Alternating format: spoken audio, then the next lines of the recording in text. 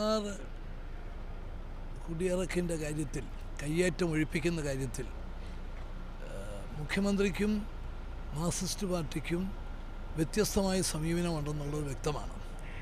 ആ കാര്യത്തിൽ CPIയും റവന്യൂ മന്ത്രിയും എടുത്ത നിലപാടിനോടൊപ്പമാണ് ജനങ്ങൾ. വൻകിട കയ്യേറ്റങ്ങൾ ഒഴിപ്പിച്ചേ മതിയാകൂ. അതിന് ഒരു ന്യായീകരണവും കൊണ്ട് തടയാൻ സാധിക്കില്ല. ഒരു ഓപ്പറേഷൻ തുടങ്ങി അതിൻ്റെ മധ്യത്തിൽ വെച്ച് നിർത്തി ഓൾ പാർട്ടി യോഗം വിളിക്കുമെന്ന് പറഞ്ഞു.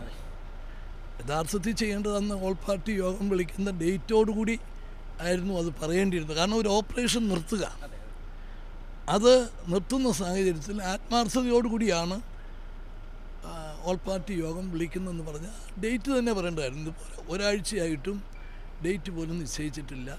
അവിടുത്തെ ഓപ്പറേഷൻ നിർത്തിയിരിക്കുകയാണ്. ഒരു ഗവൺമെൻറ്റിൻ്റെ ഒരു പ്രവർത്തനം, അതിനെ ഒരു മുഖ്യമന്ത്രി തള്ളി പറയുന്നത് ആദ്യമായിട്ടാണ്. അത് അവിടെ ചെന്ന്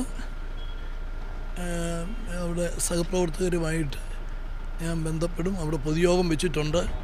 നിശ്ചയമായും ഇതിൻ്റെ പേരിൽ നടത്തുന്ന സമരക്കാരെയും കാണും. ഇന്നലെ CM പറഞ്ഞത് വൻകിട കയ്യേറ്റങ്ങൾ ഉൾപ്പെടെ ഒഴിപ്പിക്കുമെന്നാണ്.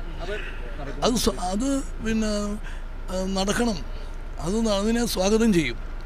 ഞങ്ങളിതിനകത്ത് രാഷ്ട്രീയമായിട്ടല്ല കാണുന്നത്. അവിടുത്തെ കയ്യേറ്റങ്ങൾ ഒഴിപ്പിക്കണം.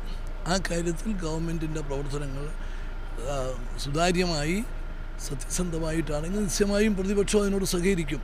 പക്ഷേ ഇന്ന് നിർത്തിവെക്കുകയും ഓൾ പാർട്ടി യോഗം വിളിക്കുമെന്ന് പറഞ്ഞിട്ട് വിളിക്കാതിരിക്കുകയും ചെയ്യുന്നതാണ് ഇന്ന് ഗവൺമെൻറ്റിൻ്റെ ആത്മാർത്ഥതയെ ചോദ്യം ചെയ്യുന്ന പ്രശ്നം.